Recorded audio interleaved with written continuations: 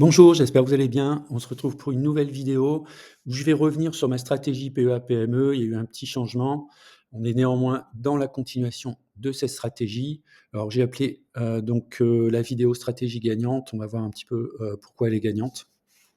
On démarre avec un avertissement. Je ne suis pas conseiller financier. Cette vidéo n'a pas pour but de vous proposer un placement financier ou un quelconque conseil d'achat, mais uniquement un but pédagogique et de partage. Vous restez responsable de vos investissements. Alors effectivement, donc on va aller directement, sur le sujet. Je vous ai mis, sur l'écran une copie d'écran donc de mon, PEA-PME. Donc on peut voir que je n'ai plus qu'une seule ligne. Donc cette ligne, donc c'est, Indépendance AM Europe Small Cap. C'est une OPCVM donc de la société de William Higgins.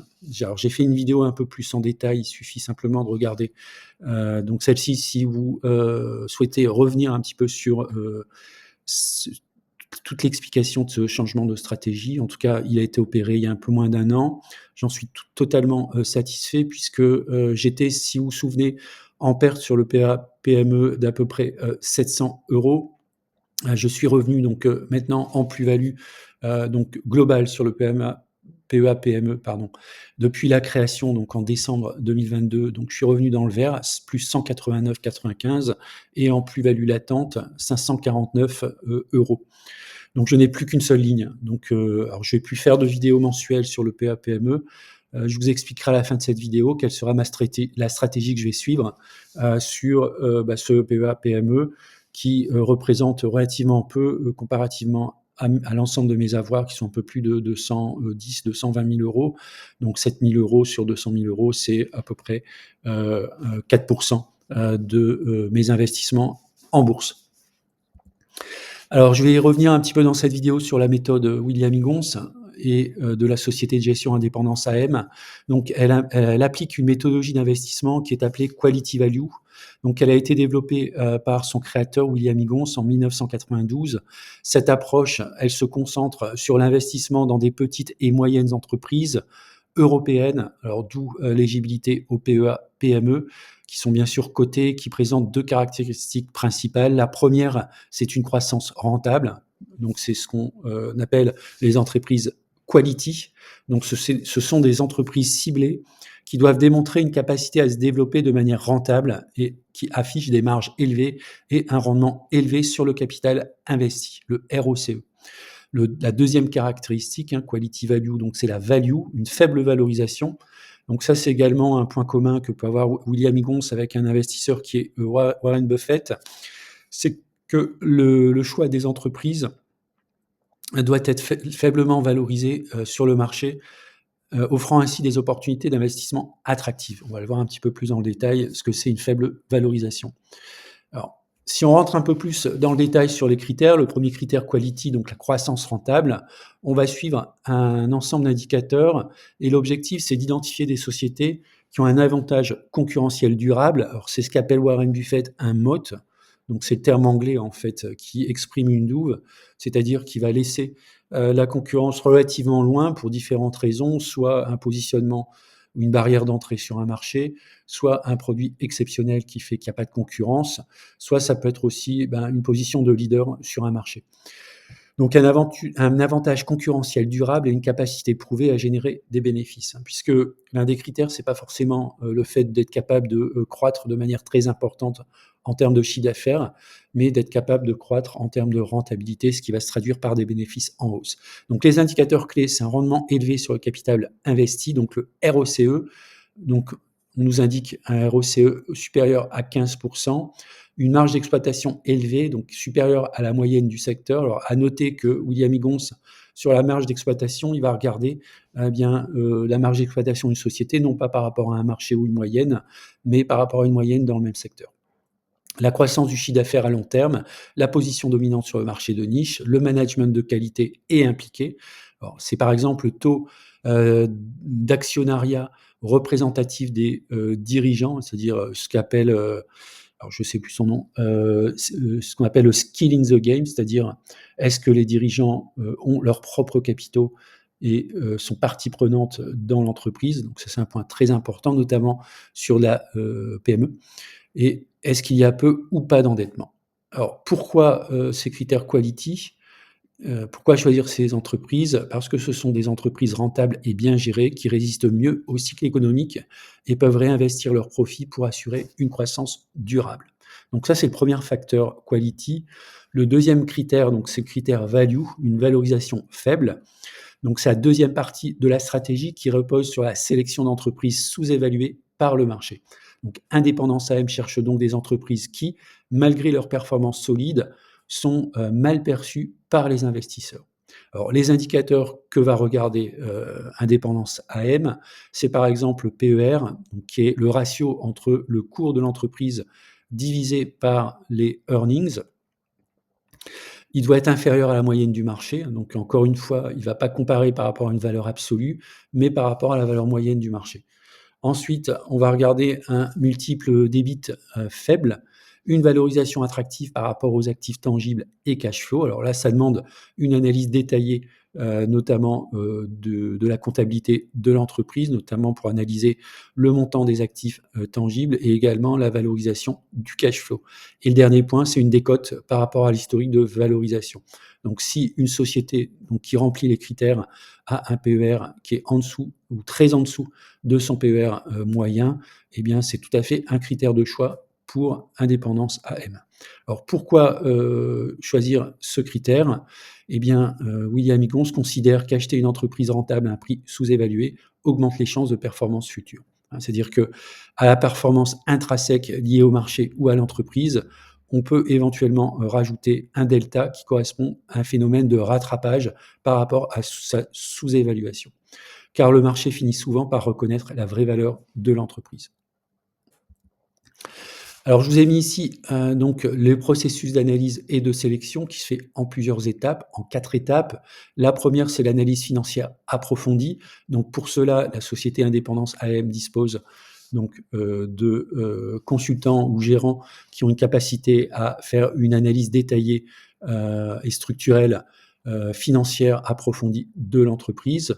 Le deuxième point, même si William Higgins, lors de différentes interviews, a dit que c'était quand même pas non plus un point, comment dire? Crucial, c'est la rencontre avec les dirigeants. Je me souviens lors d'une interview, il avait dit que c'était pas forcément une bonne chose. Alors d'une part parce que, ça lui prenait beaucoup de temps et donc, beaucoup de moyens sont nécessaires pour aller à la rencontre des dirigeants, ce qui est pas forcément sur le plan financier quelque chose de très, comment dire? Rentable. Et le deuxième point, c'est que les dirigeants ont peut-être une tendance à voir leur entreprise plus belle qu'elle n'est en réalité, ce qui peut éventuellement impacter, ou donner un biais en fait à l'analyste. Il suffit simplement que vous sympathisez par exemple avec un dirigeant ou alors, le dirigeant a des capacités de communication ou de vente de son entreprise, qui sont, assez importantes pour, créer un biais, dans, l'analyse en fait, hein, qui pourrait être un biais émotionnel. Le troisième point, c'est l'intégration des critères ESG, environnement social et gouvernance, qui sont un critère obligatoire, notamment lorsqu'on est gestionnaire d'un fonds. On doit répondre en fait notamment à ces critères si on veut être référencé, alors soit auprès d'autres gestionnaires ou auprès de distributeurs qui peuvent être des banques, de l'assurance vie, etc. Et le quatrième point, c'est la validation et le suivi du portefeuille. Donc une concentration sur 40 à 50 entreprises maximales. Encore une fois, lors d'une interview, William Gons, il avait dit que le portefeuille idéal, c'était une trentaine d'entreprises avec un poids équivalent de l'ordre de 3 par ligne. Alors, la société n'hésite pas à avoir un suivi rigoureux. C'est une revente des titres si la valorisation devient trop élevée ou si l'entreprise ne respecte plus les critères de sélection. Encore une fois, lors d'un entretien, donc William Higgins avait signalé qu'il y a un taux de rotation relativement élevé des entreprises au sein du portefeuille. Donc c'est quand même une gestion dynamique. Alors l'ensemble des critères plus le processus d'analyse et de sélection correspond tout à fait à ma philosophie d'investissement. Alors j'avais 2 possibilités, soit de faire du stock picking en adoptant, on va dire des critères d'analyse similaires à celles que, je peux faire sur les entreprises un peu plus grosses au sein de mon PEA. Heu, alors historiquement, en fait, j'ai un petit peu démarré mes investissements comme ça sur le PEA-PME.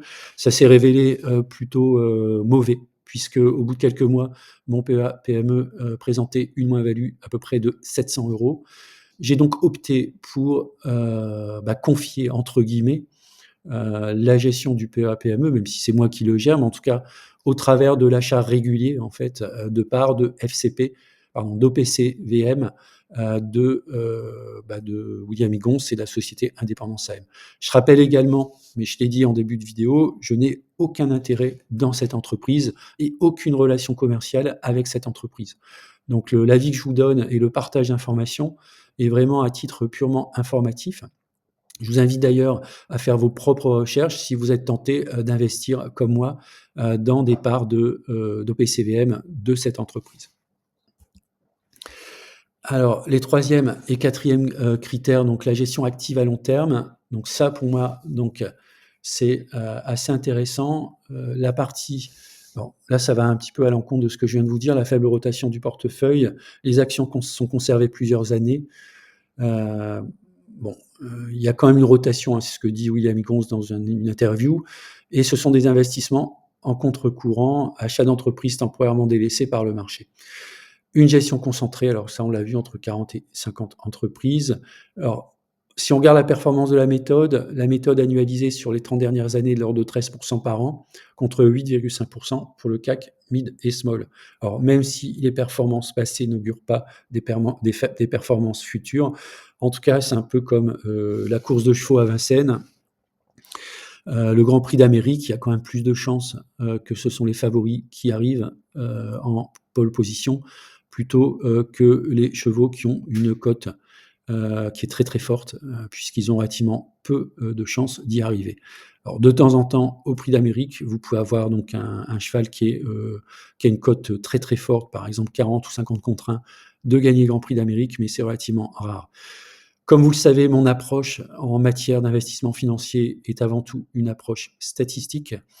C'est l'un des critères également de choix de cette OPCVM.